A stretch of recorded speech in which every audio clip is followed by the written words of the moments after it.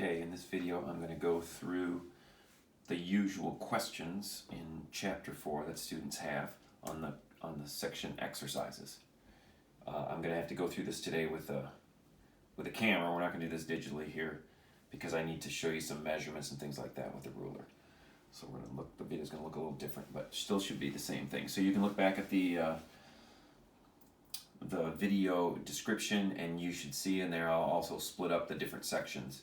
So you should be able to quickly scroll and get right to the correct section where you have your question. So the first question we're looking at is in 4.1, and it's question 4. And it says that state law requires a teacher to student ratio of 1 to 4 for preschool classrooms supported by the state. School ABC currently has 3 teachers in a classroom and has 14 students. Are they meeting the state standards? And if you just use your intuition here, you say 1 to 4, 3 to 14, those don't seem the same. If we look down here, we can see they're not. So if we had this ratio of 1 teacher per 4 students, notice I'm setting up the proportion the same. This is teachers to teachers, students to students. So 1 to 4 is x to 14, and if I solve that proportion, it tells me they should have 3.5 teachers in there. Well, it's not possible to have 3.5 teachers, but you can tell right now that they've gone over the limit here. So we would say no, they're not meeting the state standard. Second part here is how many students should be in this classroom if we have these 3 teachers. So again, setting up the same ratio now, 1 to 4. We have the 3 teachers. We're wondering how many students we could have with that. We solve that ratio. Solve that proportion. We'll get 12.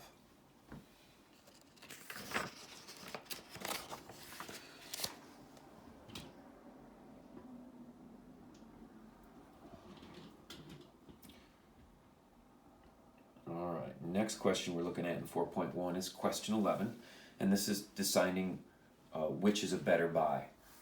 So they're asking us here to write a unit price for each of these items and decide which is the better buy. So unit price is this. We take money in the numerator of our ratio per 1 quantity, and notice per is just my division bar there. Money per 1 quantity, and a quantity has to be pretty vague here because we can look at a unit price in a lot of different situations. The situation we're looking at right now is they're giving us a price for pounds. So our unit rate would be price per 1 pound. So option A, I've written the $5.49 was our price for 5 pounds. I want to get that down to 1 pound, so what I do is divide the denominator by 5. If I want to keep this fraction equivalent over on the right, I'm going to need to divide the top by 5 as well. So dividing both the top and the bottom by 5, we'll get 1.098 in terms of money. So about $1.10 looks like if we rounded that, or 1.098 over 1 pound, per 1 pound if we buy option A. Option B, which was $3.49 per 3 pounds, dividing the top and the bottom by 3 here, so we get 1 pound in the denominator, we see we get 1.16 per pound. So option A is a better price option because we're paying less money per pound than we are in option B.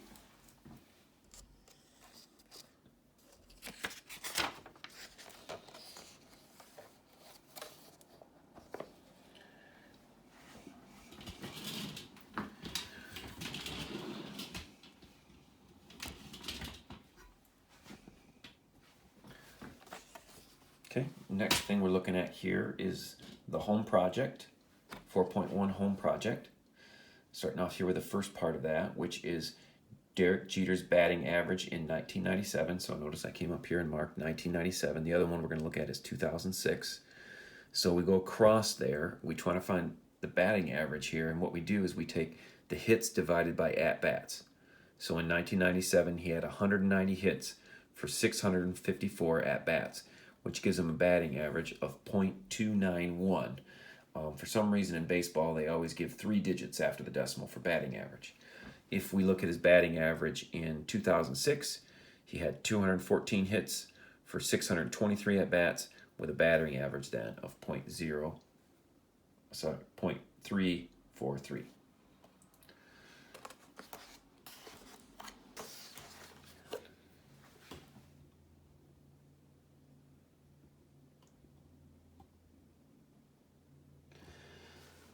So 2 of the most commonly used financial ratios in financial fields are debt to equity ratio and current ratio. Debt to equity ratio is you take your total liabilities, that means the things you have to pay, your debt, divided by the total stockholders' equity, means how much money they have in the company. So you take your total debt divided by the total stockholders' equity. The other one is the current ratio. And the current ratio measures your current assets divided by your current liabilities.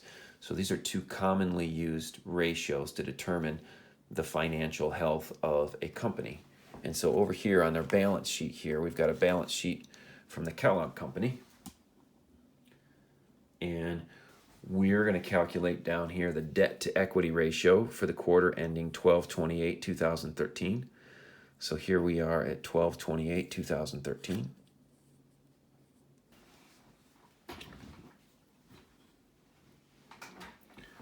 Okay, so the debt to equity ratio for the quarter ending 12/28/2013. We're going down this column here. We're looking for total liabilities, which is right here, 11,929, divided by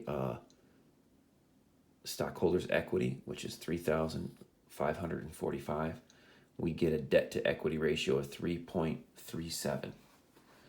Okay, doing the same thing now for 9/27/2014, going down that column, we get total liabilities 12,389, total stockholders' equity 3,383, for a debt to equity ratio of 3.66. Now we're going down to the current ratio, again for the same column, 12/28/2013. So we're taking current assets, which is 15,474, divided by current liabilities, which was 11,929, to give us a current ratio of 1.3. Doing the same thing now for 9/27/2014. We use those numbers. We get a current ratio of 1.27. So now, based on our calculations, in which quarter was the Kellogg Company the financially strongest? And so the answer here is that 12/28/2013 was a stronger quarter because the debt to equity ratio was lower. So debt to equity, you want these ratios lower. A lower debt to equity ratio says the company's stronger. And the current ratio was higher. So they kind of work in inverses here. So you want a higher current equity ratio, that shows stronger. Debt to equity, you want that to be lower, that shows a stronger company. And in 12/28/2013, they showed, both those numbers showed stronger valuations for the company.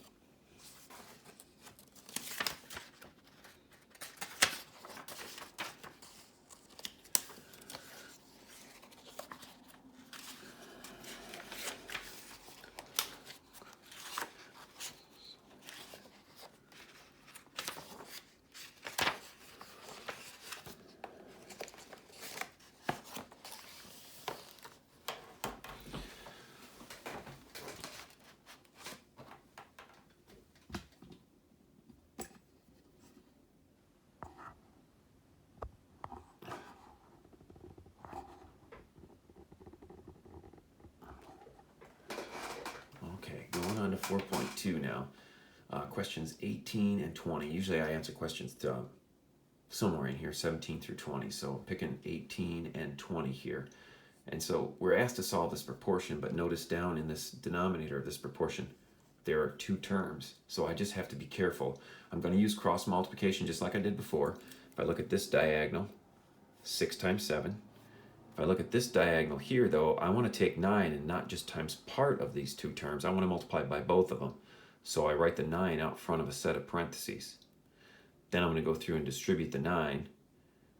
Multiply this left side. I'm going to go through now and solve this simple equation. Subtract 9 from both sides and then divide by 9. And I'll get 51/9 for my answer for the value of B. So really not that much different. We just have to make sure we use the distributive property here in this step. Same thing down here in 20.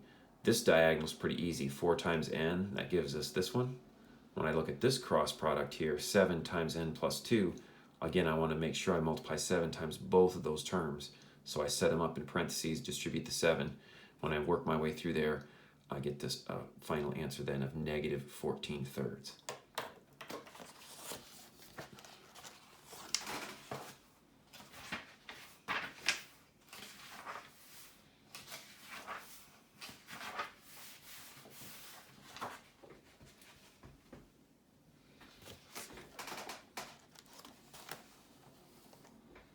Okay, moving on now to 4.3. And I usually go over and answer questions 2 here, and then we'll look at 3 in just a second. So 2, we're actually looking at this official drawing of the space shuttle here, and they're telling us the scale is 1 centimeter is 3 meters. So every centimeter in this picture is actually 3 meters in real life. And so that's our given ratio, 1 centimeter to 3 centimeters. And the question is, what is the overall length of the space shuttle? So what I'm going to do now, I want to make sure I'm measuring here in centimeters, which are these right here, 1, 2, 3, 4, 5. You can see those. Hopefully, maybe you can see them better now. 1, 2, 3, 4. Those are the numbers on a ruler there for centimeters. So I'm going to go ahead and measure the tip to the tail here of the space shuttle. And it looks like I'm going to get about 12. It looks like maybe 12.6, 12.7, something like that. Centimeters. Again, now when you're measuring, if you don't get exactly the same measurement I have, your answer is going to be a little bit different here. So expect any time that we're making measurements, there's going to be a little variation in your answer. If your answer is relatively close, then you know you've done the problem correctly. If it's way off, then you want to go back and check it again. But there is going to be a little discrepancy in answers. So now I'm going to go ahead and solve this proportion for x, and when I do that, I'll get approximately 38.1 meters for the length of the space shuttle. Now we're looking at the dimensions of the cargo bay, and so here's the cargo bay right here. So we're looking at length, and then we're looking at width, and then we're looking at height of the cargo bay. So what I want to do again is measure these in centimeters, length, width. Notice when I'm measuring the width, you want to go with the perspective, the scale drawing. I wouldn't want to measure across the width like this, right? So you want to go with the scale drawing when you do that. So measuring the width, and then I'd measure the height, and again following these height lines here. And when I do that, it looks like I got 6 centimeters for the length, 1.6 centimeters for the width, and 1.5 centimeters for the height. And notice I set up a proportion for each of these using our given that 1 centimeter is 3 meters. Set up those 3 proportions, solve those proportions, and what I find then is that I'm going to get 18 meters by 4.8 meters by 4.5 meters for the length, width, and height. Question C here, the average person is 1.25 meters tall. How does this person compare to the height of the space shuttle window? Well, we take our ruler again and measure the height of the space shuttle window. It looks like I got about 0.5 centimeters or half a centimeter. So I'm again using the same ratio here. 1 centimeter is 3 meters. 0.5 centimeters was what I measured on the picture. Solve this proportion, and we get about 1.5 meters tall, which is a little bit taller than the average person. So if we had a person on the shuttle here, standing here, they would be about as tall or maybe a little shorter than that window. So you can see that the space shuttle is actually quite a large vehicle. All right, let's take a look now at question 3.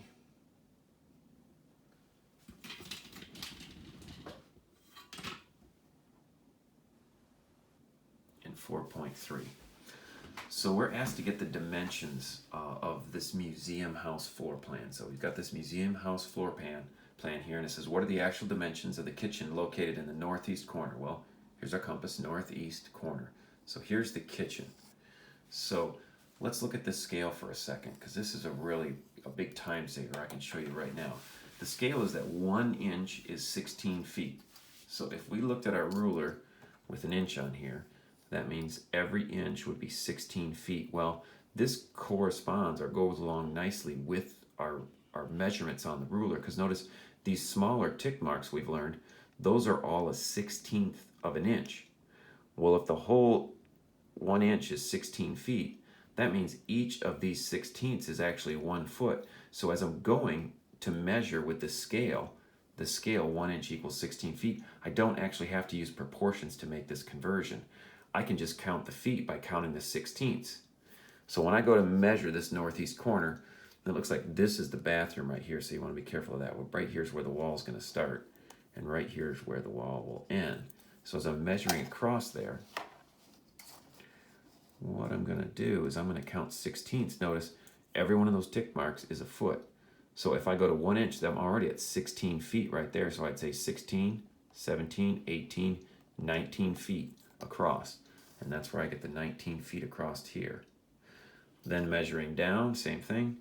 just count it up, count all the 16ths, and I can see that that's 13 feet. So the dimensions of that are 19 by 13. Now the area of the great room located in the southwest corner. So that looks like southwest corner. Here's the great room right there in the southwest corner. Again, using that same idea with my ruler.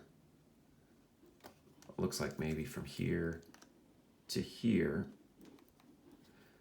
Notice 1 inch, well that's 16 feet, and then I go 16 feet, 17, 18, 19, 20, 21, 22, 23, about 24 feet. I said 23 feet here, but again, we're going to have a little variation here as we're measuring. So 23 or 24 feet.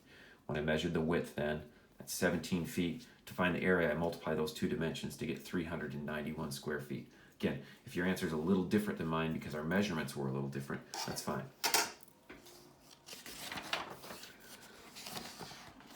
All right, next question I answer in 4.3 often is question 6.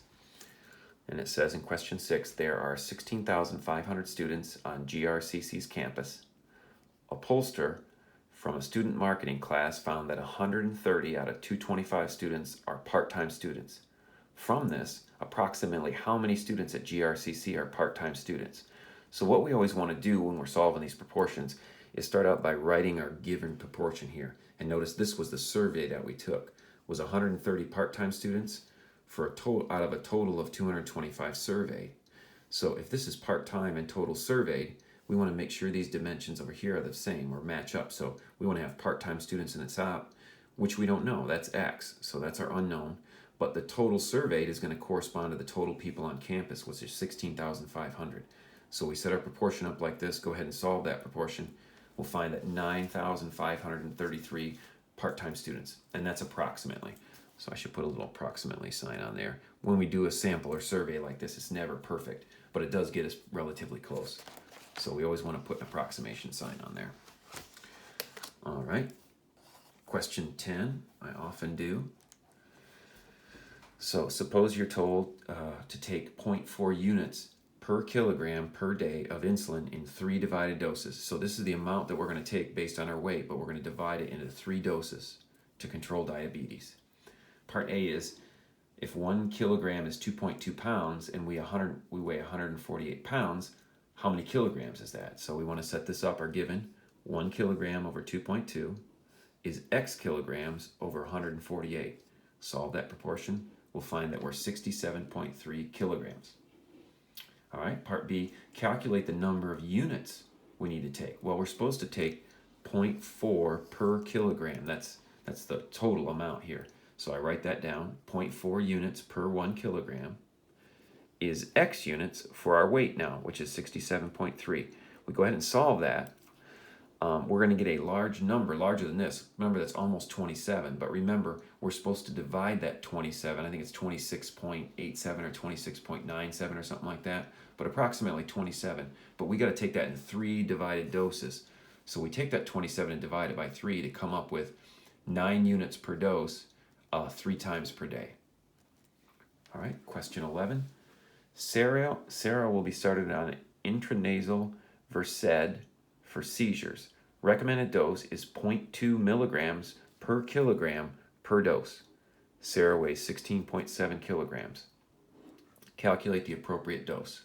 So we're using our given, 0.2 milligrams per kilogram is going to be now X milligrams. Notice my units are always matching, milligrams, milligrams, kilograms, kilograms. That's how we set up these proportions. So X milligrams is to 16.7 kilograms, which was Sarah's weight. Solve that proportion, we get 3.34 milligrams. Okay, that's how much actual medicine she's supposed to get. Now, medicine doesn't ever come just straight medicine, it's always mixed with something here. And so they're telling us right here that in this medicine that we're looking at, we'll actually get 10 milligrams of actual medicine in 2 milliliter vial. So this actual medicine in that volume of medication, oftentimes with medication, they dilute it, they add water to it or something like that so that we can get the medicine into the patient. So how many milliliters, how much volume should we give now to give that actual amount of medicine? Well, all we have to do is use our given on this medicine, which was 10 milligrams per 2 milliliters.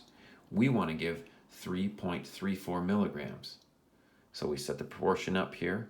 Go ahead and solve that, and we'll see that we want to get just a small amount here, because notice it takes 10 milligrams to give 2 milliliters. We're not even trying to give 10 milligrams, we're trying to give 3.34, so we're a little less than 1 milliliter here, 0.668 milliliters. Question 12. Sarah is a 14-year-old patient being treated. Sarah is a 14-year-old patient being treated for partial onset seizures. Sarah weighs 45 kilograms. Maximum recommended dose of Keppra is 30 milligrams per kilogram per dose twice daily. So she's getting this amount, or this is the max amount that we can give in twice daily. Sarah is currently taking 1,200 milligrams twice daily. She's still having seizures. Can the doctor increase her Keppra dose? What is the maximum dose she can take twice daily? Well, let's look. It's 30 milligrams per kilogram for one dose. So if we look at this here, 30 milligrams per kilogram, and Sarah here weighs 45 kilograms, we can get then that we're supposed to give 1,000, we can give up to 1,350 milligrams twice daily. And that's the max. So the doctor can increase her dosage here. She's only at 1,200 right now, and we can increase that up to 1,350.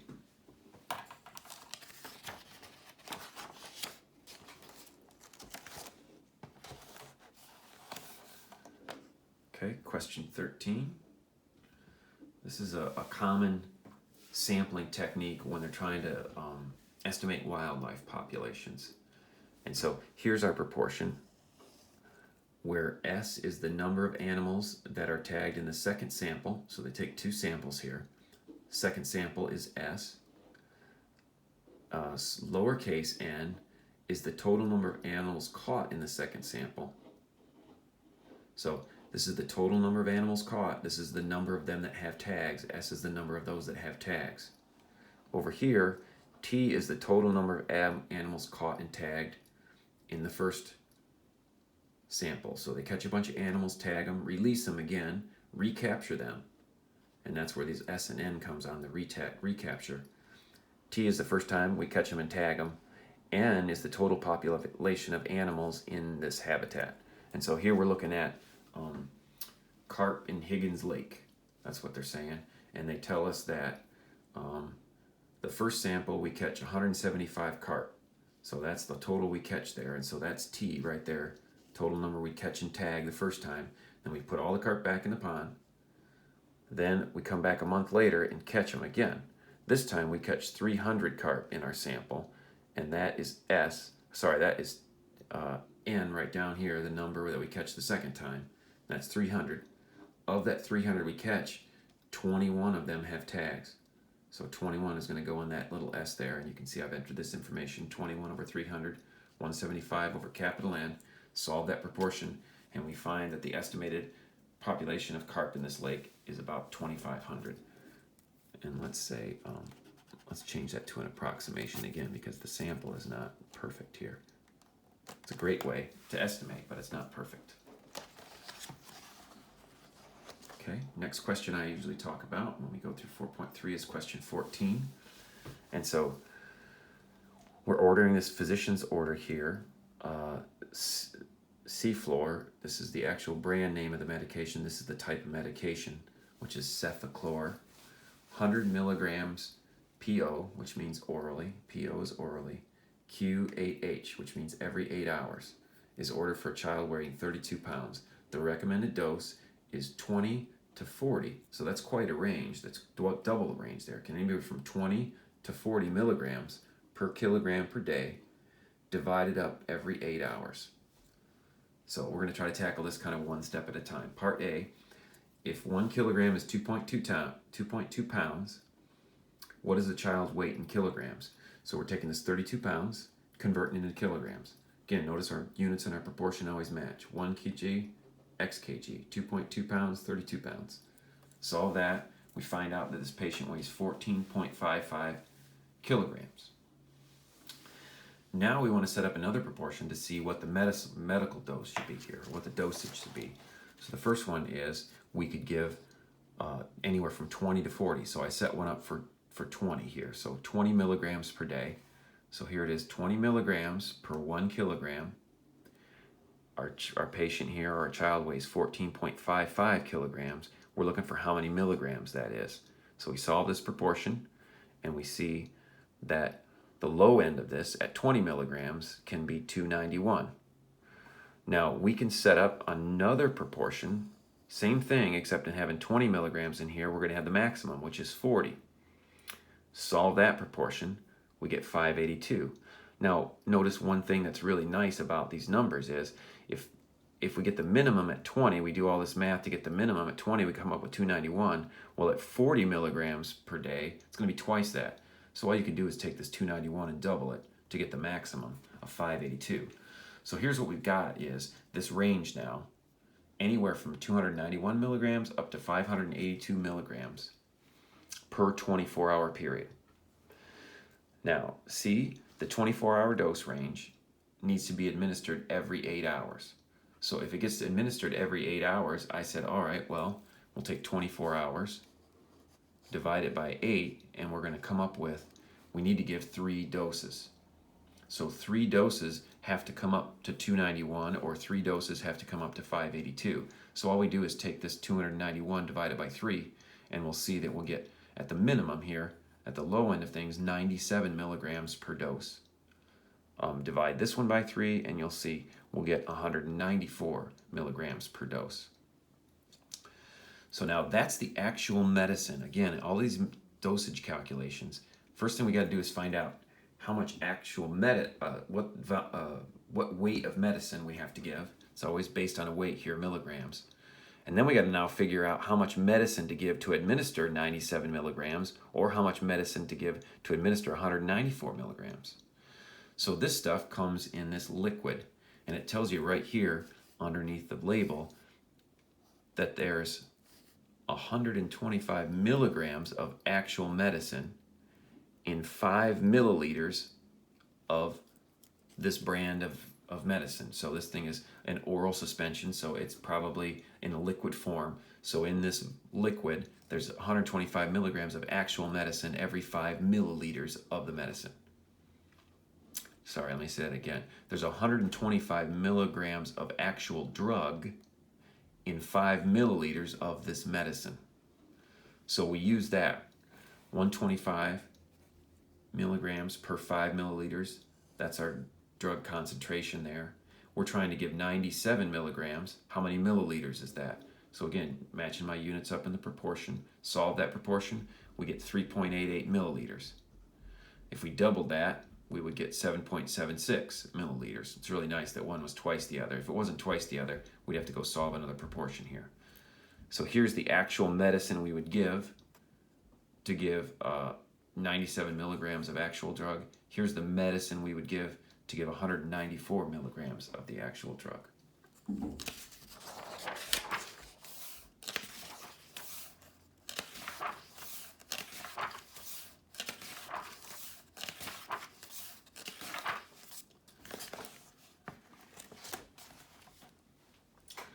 Okay, moving on to section 4.4 now. Usually a question I'll answer here is question 3 and question 5. Those are usually questions I answer. So let's take a look at question 3. So we've got this shape, and anytime we have these shapes, what you want to do is you want to look at the shape and try to figure out how we're going to divide it up into things that we know how to calculate the area of. We don't really have an area formula for the plus sign. So one thing that you can do is you can divide these things into rectangles down like that. You can do this just like that. Find the area of this middle rectangle and the 2 side rectangles. An easier way to do this is to think about subtraction, and that's what I've drawn here in my picture. I'm going to take the bigger square, you can see right here, pretend like that's a full square, and then I'm going to subtract away these 4 smaller squares. It's actually easier to do it that way, because you can see here if I take the big square, it's 1 times 1, or 1 square unit. And then the little guys are 0.25 by 0.25. If I find the area of one of those little squares, it's actually 0.0625. All I have to do now is multiply that times 4, and I'll get the area of all 4 of those little squares, subtract it away. And when I do that, I'll come up with 0.75 square units, 1, the big square, which was the area of that, minus this, which was 0.25, will give me a 0.75 square units. All right. Take a look now at question 5. Again, I think it helps to draw these little pictures in to see how we're going to calculate this. So to make this shape, I can take a rectangle plus half a circle. So the rectangle is pretty easy here. If I draw this line right down here like this, it's going to make that rectangle. And you can see the dimensions of that rectangle are 40 by 52. Looks like I made a mistake here. That should have been a 52 there. So that's going to change this answer down there. I'll get this answer fixed here right now as we're going.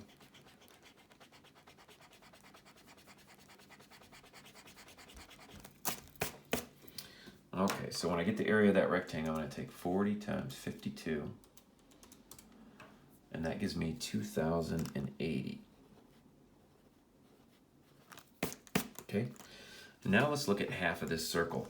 Okay, so the dimension that we need for a circle, in order to find the circle, remember that the area formula for circle is pi times radius squared. So what we're really looking now is we really got to figure out what the radius of this circle is. And so you might be looking at the circle and you say there's no dimensions on it.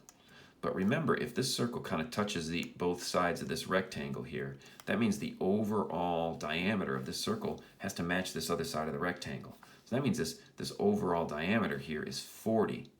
So if the distance all the way across the circle is 40, that means my radius, which goes again from the middle out to the edge, is going to be 20 units. And so you can see me down here in my formula, pi times radius squared. Well, my radius is 20, pi times radius squared. Notice the other thing I'm trying to remember here is that I only need half of a circle. I don't need the area of the whole circle, and so that's why I'm dividing by 2 here. So pi times 20 squared divided by 2. When I do that, I get this 628. And I'm going to add that to the area of my rectangle, and I'll get 2,708. And notice we don't have any dimensions on our numbers here, so we know there's some mystery units, inches, feet, meters, we don't know. But we want to make sure that we communicate to our reader that this is a measure of area. If I just wrote down 2,708, they wouldn't know what I was measuring. Remember, we always measure area with square units. So if we don't have any units of measure there, I just go ahead and write square units so that we know that we're measuring area. Now, one thing that I did when I was calculating, let's get that. Okay. Let's take a look now at question 7. And so one thing about these questions here is you don't want to just follow along with me doing all these problems for you on the video, because then you'll just be really good at watching me do problems on the video. So it's good to kind of work here, and it's good to struggle. Question 7 is a difficult question, but it's good, and there's actually value in you trying to work these things out and figure these things out, then come back to the video again and see how you did. So you might need me to help you get started on this. But once you understand how to get started, go ahead and stop or pause this video and then work the problem out and then come back and hit play afterwards. Much better process than you just watching me do the problem and then writing down the answers. So what we're doing in question 7 here is we're an assurance adjuster, and this house has been damaged. And all of this siding right here that we can see has been damaged, has been torn, partially torn off the house and damaged. So we're going to have to replace all of the siding that we see here on the side of the house. And so we've got all of these different geometric shapes, because what we need to do is we need to find the area of all of this siding in order to do that. So you notice what I did here, and this is the first thing that I want you to do, is to kind of sketch to look at all the different shapes. So I drew a line right across here with my ruler, and you can see how that makes a rectangle shape down here, and it makes a triangular shape up here. So we got a rectangle, a triangle. If you look here, another rectangle. If you look right here, here's another triangle. It's kind of flipped around a little bit, but there's a triangle. This shape right here is a trapezoid. We don't have any area formulas for trapezoid, so I'm just giving you the area of that. That's 63 square feet. Then again, here we got a little rectangle. Now that we've got all the figures, we can see all the figures, we've actually got to get the dimensions on these figures to find the area. So this first one you see is a rectangle. So to find the dimensions of that, I need length and width. Well, to get the length and width, I'm going to use my ruler, because notice again here we've got this 1 inch equals 16 feet. Just like I explained last time, if we're looking at a ruler here, if 1 inch is 16 feet, that means that every one of these 16ths is a foot. So I don't have to use a proportion to convert these things. I can get the measurement in feet right from my ruler. So notice when I put my ruler across here, and I put it going in the same orientation as my scale drawing here, I would say, okay, well, this is 16 feet, 17 feet, 18 feet, 19 feet, 20, 21, 22, 23, 24, 25 feet across the bottom.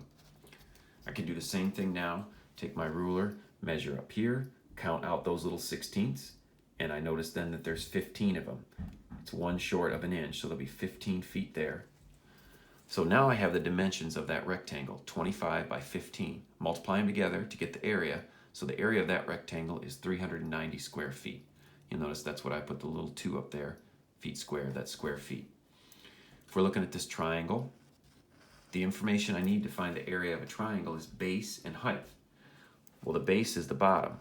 Well, this has to be the same height as same length, as we measured in the rectangle here.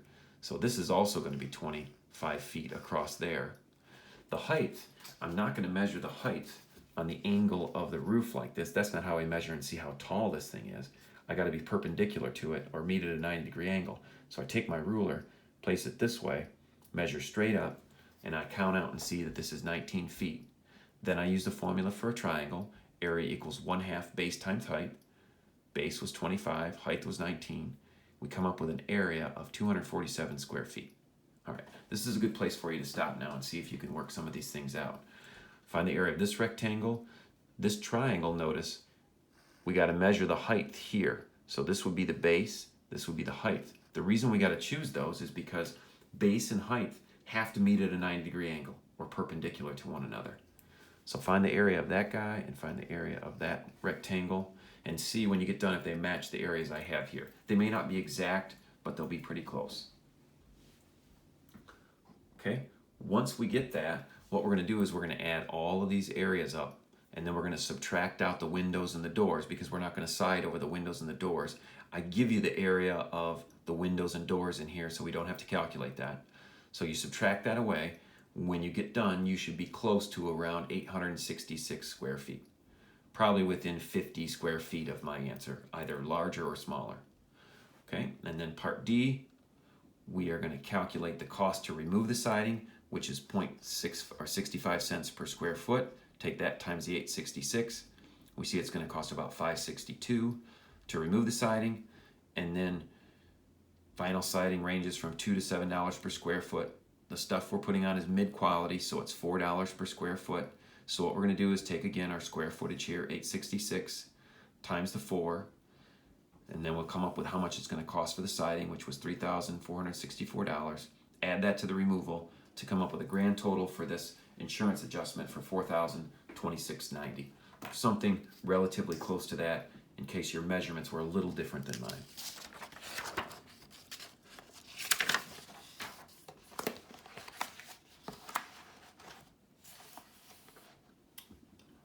Okay. So, question 8 here. A carpet layer is bidding a job. We got a rectangular room.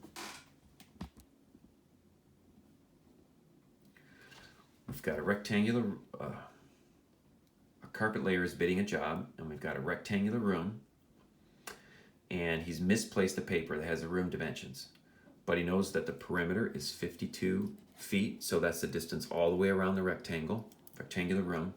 And he knows that the length is 4 feet more than the width. So one way to do this is you can use guess and check to come up with different values that would add up to 52 where one is 4 foot longer than the other. You can do that. The other way we can do that is we can use algebra here. And again, when we use algebra, all we're trying to do is set up an equation that describes the situation. There's only the picture of the carpet layer here. That's not going to help us. What we need to do is get a picture of the room, and you can see I've drawn that here. And I've drawn down the information that we know. Here's my room. I know that the perimeter here, P for perimeter, is 52 feet. I also know this. If I had the width and I called that X, because I don't know what it is, the length has to be 4 more than that, because we do know that the length of this has to be 4 more than the width. So notice if I call this side x, I'm going to call this side x plus 4. Now if I'm thinking about the perimeter of this, I'm just going to go start here and go around the room. If I start here and went all the way around the room with my dimensions, I'd have a distance of x here, then a distance of x plus 4, then a distance again of x, then another distance again of x plus 4. We don't know what these are, but we can still total them or add them up. And that's what I'm doing right here. X plus x for my two widths, and then x plus 4 and x plus 4 for my two lengths. Now notice I can simplify this side of the equation now by combining like terms. 1, 2, 3, 4 x's, and then 4 plus 4 is 8. Now the other thing I know is that the perimeter is 52 feet, so in for p I can put 52. Now I've got a nice equation I can solve. Subtract 8 from each side, divide by 4, and I see that x is 11. Well, let's go back to the problem and see what x was. Well, x was this. X was the width, so that was 11. The length has to be 4 more than that, so that's going to be 15. And so now you can see down here in part A I write, okay, the width is 11 feet now and the length is 15 feet. Question B, determine the material cost of the wood trim that borders the perimeter of the room. So we're going to go all the way around the room, and the wood trim costs 76 cents per linear foot. So per foot, it costs 76 cents. Well, if we take the whole room perimeter, which we know is 52 feet, multiply it by 0.76, we'll get that it's $39.52 for the trim. Now we want to determine the materials cost for carpet, which is $18.95 per square yard. So we need to figure out first the area of the room. Well, we know the dimensions of the room are 11 by 15 feet. So we multiply those out and notice we get 165 square feet. Now, we don't want to take 165 square feet times $18.95 because notice we have different units here. This is square feet.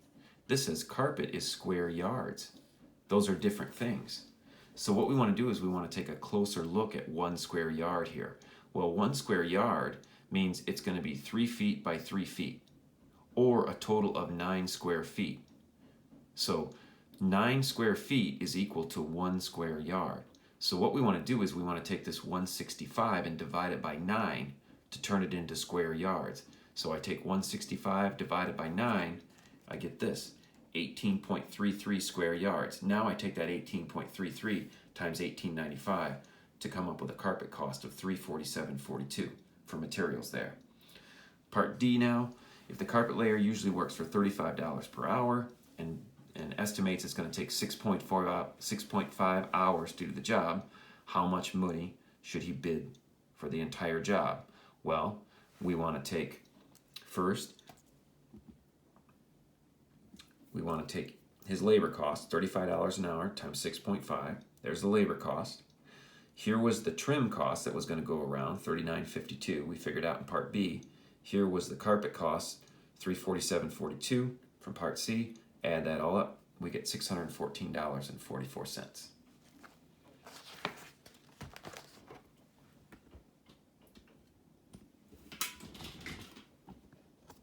All right, question 9. We're going to paint the 3 walls in this living room. So this side wall, the back wall, which is partially hidden here, and this side wall in here. On the inside, we're painting these interior walls on the living room. So the first thing we got to do is we got to get a picture of what's going on, because this 3D picture is not going to help us a whole lot. What we need to do is split this up so that we get a wall on the left, the back wall, and the side wall to see what these things look like. And so that's what I've done right here. So I split this up. Here's my side wall right here, which we know is 18 by 9, and it was a rectangle. Now the back wall is harder to see, but the back wall is a rectangle with a triangle on top. Notice this is a vaulted ceiling, meaning the paint, it goes all the way up to the ceiling here. There's no like ceiling below, it goes up, it's vaulted. So the back wall looks like this. It's a rectangle with a triangle, and then we got to subtract that door out. The right wall here is, again, another rectangle, but we got to take these 3 windows out because we're not going to paint those spaces. So this is kind of a picture of what this process looks like. We've got the rectangle and the triangle, and then we're going to subtract the door away. Then over here we got the rectangle, and we're going to subtract those 3 windows away. So now that we've got a little picture of what's going on, if you were struggling before, this would be a great time to pause your video and see if you can work the problem out from there. Even if you don't get it right, that process of struggle will help you learn how to do problems like this. So this would be a great place to stop and come back to it.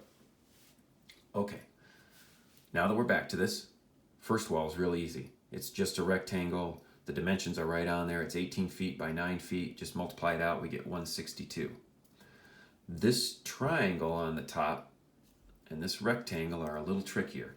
Now the rectangle on the bottom is not that tricky. If we look at our picture here, we know the overall dimension is 22 feet. So that means my rectangle here in my picture is going to be 22 feet across. We know that the height of the wall here is going to be 9 feet because the basic height of the wall to here will be 9 feet. That's pretty good. Let's look at this door now. 3 feet wide by 6.5 feet high.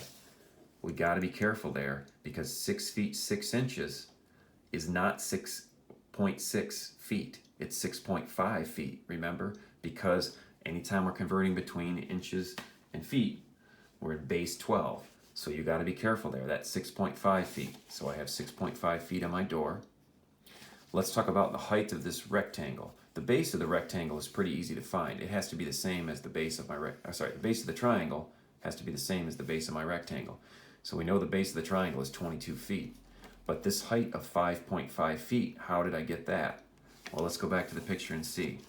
Notice that tells us here that the distance from the floor up to the top of the wall is 9 feet. Then it tells us the distance from the floor all the way to the top of the peak is 14.5 feet. Again, that 6 inches is 0.5 feet. So if we just look at the difference there, that difference then is 5.5 feet. That's how I get the height on that triangle.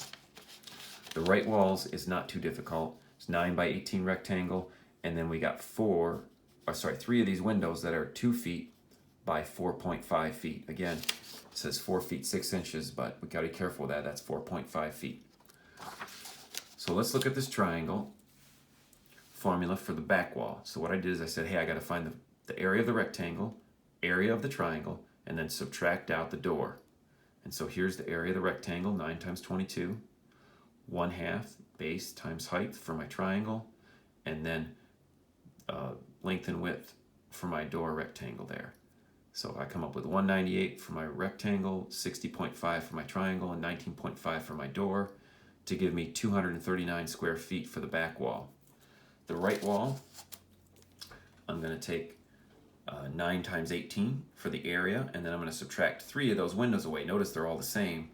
So it's easy for me to just say, okay, here's the area of one window, 2 times 4.5, multiply it by 3, subtract that away, and I get a total area for the right wall of 135 square feet. So now I've got to take all of those areas, all 3 of those walls areas, add them up to give me a total of 536 square feet. That's where I come up with that number there. Then it says, I'll go down here a little bit. It says a gallon of paint covers 320 square feet, so all I got to do is take 536 divided by 320. That'll tell me how much paint, how many gallons of paint it will take to coat it one time. But it says I'm going to paint these 3 walls with 2 coats of paint, so I got to double that.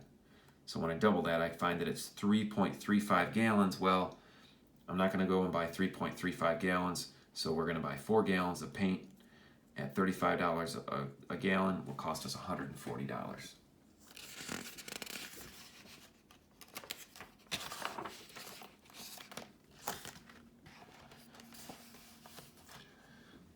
Okay, question 10.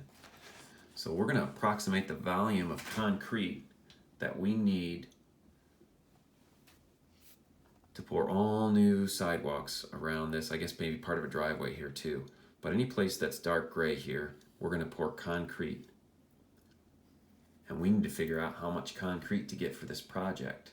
So the first thing that we need to do, like all of these other projects that we've been working on, is we got to divide these figures up into figures that we can find the area of. And you'll notice I've already got some of these drawn in there. In fact, maybe I have all of them. If I put a line right here and a line right there, notice this is a rectangle. And this is a nice long rectangle there. And we've got a little rectangle there and a little rectangle there, another little rectangle there. This might be a square or a little rectangle when I cut that off. And then notice this is a half a circle. we're just going to ignore this little bump out. Just ignore that. This is a half a circle here. So we got to find the area of all of those shapes. And notice we're getting that same scale we had before. 1 inch is 16 feet. So I can just use my ruler here, measuring in inches, and count this up. So I go, well, there's 16 feet, because there's 16 sixteenths in there, 32, 33, 34, 35, 36, 37 feet this way. Measure across here. I'll get 12 feet across there. Once I have those two dimensions, I can multiply them together to get the area of this rectangle. That's what we're going to do for all these different shapes. Remember when you're doing the circle to cut that circle in half, right? So we want to get the the radius of the circle that'd be half the diameter. So I would measure across like this with my ruler, all the way across the circle, and then I'd cut that in half to get the radius. And then make sure once you have the radius, you cut that in half. I've got the areas written down here for some of the more difficult shapes. Go ahead now, and if you were struggling before, go ahead and get these shapes set up now and calculate the areas. If we do this correctly, we'll get 1,485.8 square feet. Now again, that's going to be close to mine because since we're measuring, we're going to have a little differences in our measurement. So you should be close to this, and as long as you're close to that, that means you did the problem correctly. All right, when we go into part C now, because notice concrete is not just going to be one paper thin piece of concrete we're laying over here. It actually has to have some depth to it. And so they tell us here that we want the depth of the concrete to be 3 inches. Notice we've got a problem because this is feet. We just measured in square feet. And now we're telling us that the concrete is in 3 inches. Those are different units. We got to use the same units here. So to figure this out, we need to change this 3 inches into feet so that we have the same unit. Because what we're going to do to find volume, basically the way you find volume is you take the area of something and then multiply it by its depth. Once we do that, we'll know the volume of this. And notice what we did was we found the area of all of this space is where we're going to put all this concrete down. So once we've got that area, all we've got to do is multiply it by that depth of 3 inches. But we want to think about that 3 inches in terms of feet. Well, 3 inches in feet would look like this. 3 over 12 would be 1/4 of a foot. That's what that would look like.